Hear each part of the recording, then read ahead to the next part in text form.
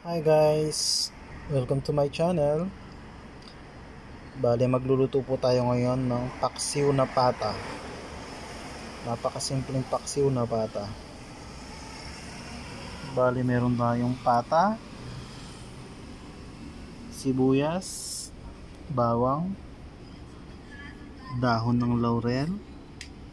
Make sure na hinugasan nyo po ito.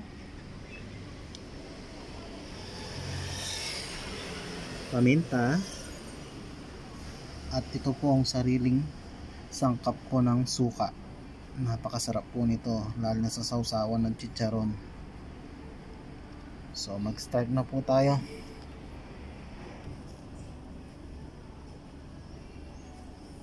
Okay. Bali, iwahin po muna natin sibuyas. Huwag masyadong maliit para maganda yung palalabasan niya.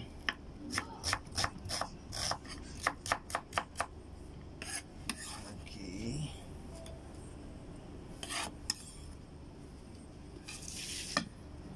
Tapos yung bawang.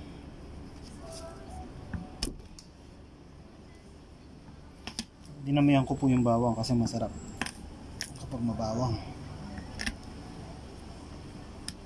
Iba yung lasa.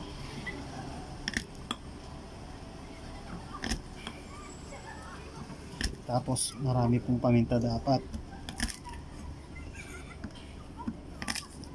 Bali, dudurugin nyo lang silang gano'n. Tapos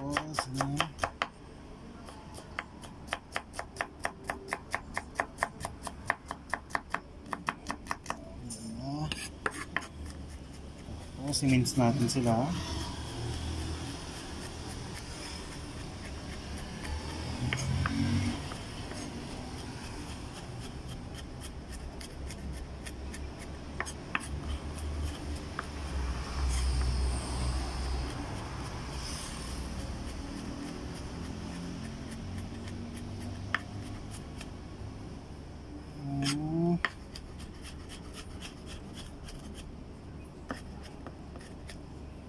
Okay na to.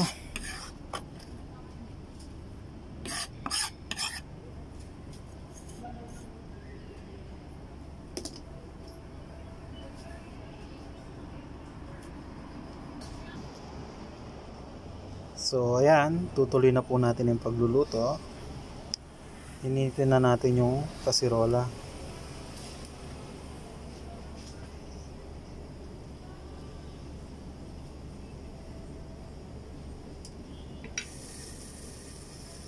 Make sure na mainit po siya bago nyo ilagay yung mantika.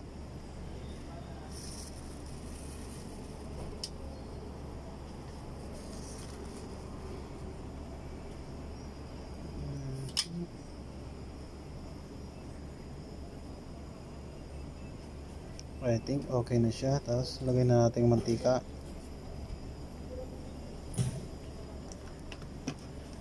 Okay.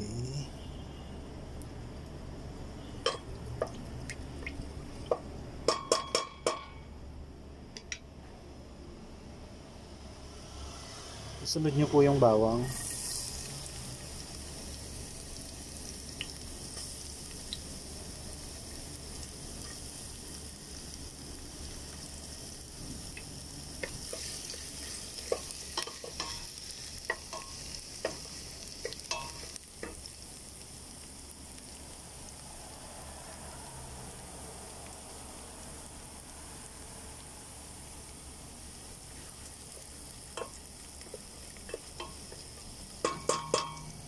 Tapos sibuyas.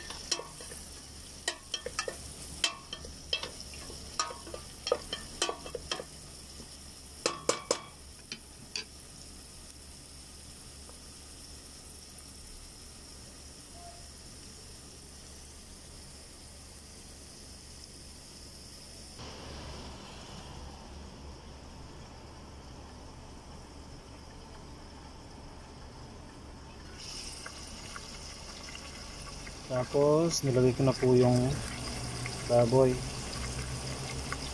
Tapos po takpan nyo muna siya. Tapos po haluin nyo siya paminsan-minsan hanggang mawala yung lahat yung red na.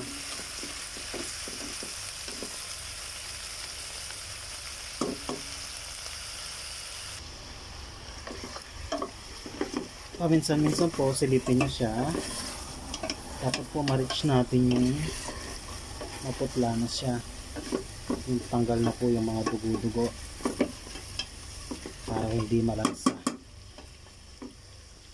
Pag meron pa kasi siyang dugo-dugo, parang dugo-dugo gang siya, diba? Malansa po siya. Lahat ng dugo-dugo gang malansa.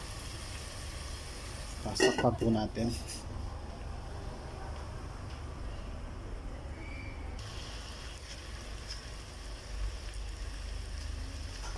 Ilagay na po natin yung suka.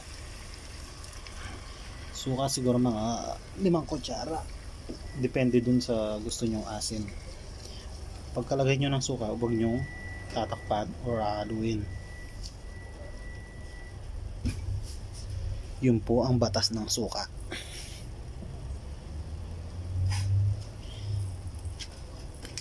Tapos lagay na natin yung paminta. Yung pamintang durog po.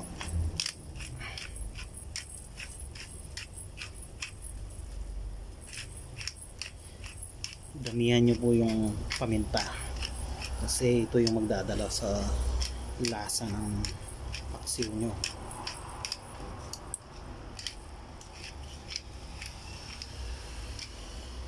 Ayan.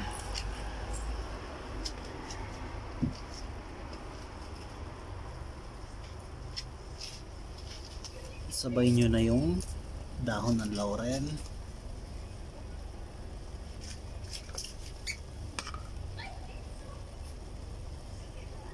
pati na rin yung asin.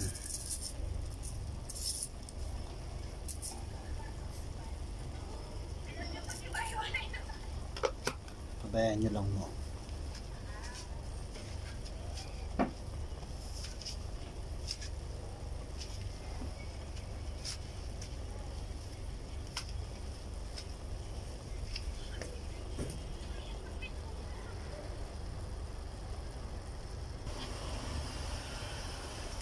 Pwede na po natin siyang haluin yan. Medyo naluto na po yung suka. Make sure na haluin nyo po na maayos para yung suka at paminta dumikit sa lahat ng karne.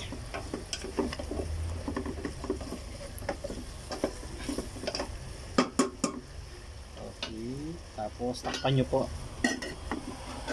After 2 minutes buksan nyo ulit. Eto na po siya after 2 minutes.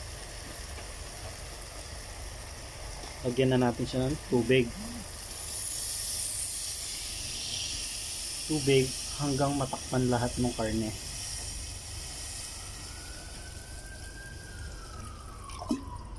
Yan.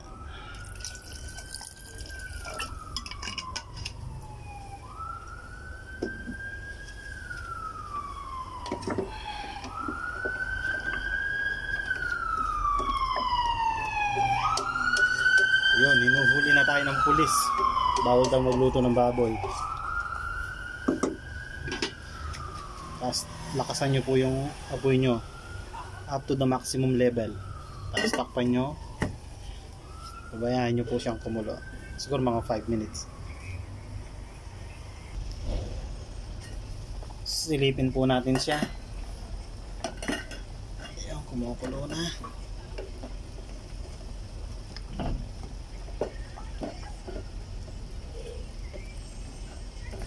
Minsan-minsan haluin nyo para kumalat yung lasa.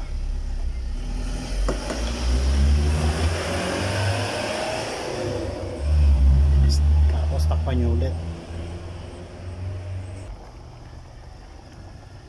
Bale, binuksan po natin ulit siya.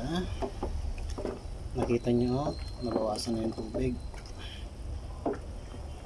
Matigas pa po kasi yung pata. Sabi nyo naman pata. Ang tagal. Kalambutin.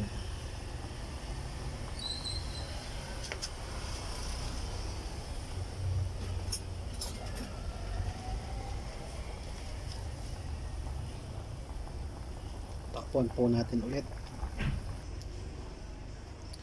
Ayan guys, silipin natin siya. Medyo natuyo-tuyo na siya.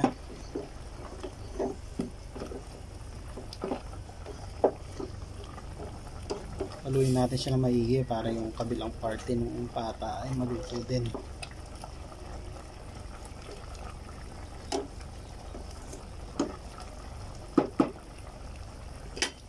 Sukan nyo ng tinidor para makita nyo kung, para malaman nyo kung nalambot na siya. At this point hindi pa siya, matigas-tigas pa siya, pero konti na lang yung tubig, diba?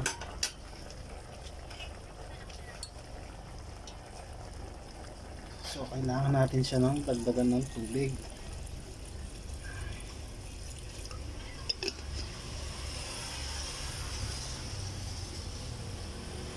Tapos takpan ulit natin siya. Ganyan talaga yung pata guys, matagal siyang pakuluin, palambutin. So guys, ito luto na ang ating paksiw na pata.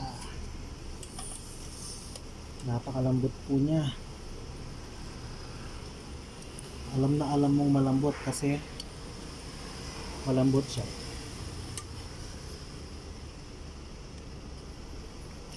Okay.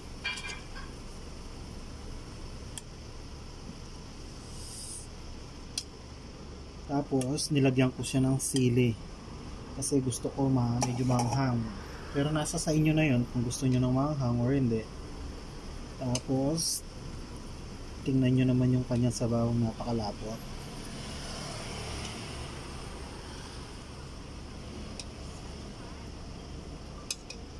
Napakalapot po niya, no? Napakalasa niya.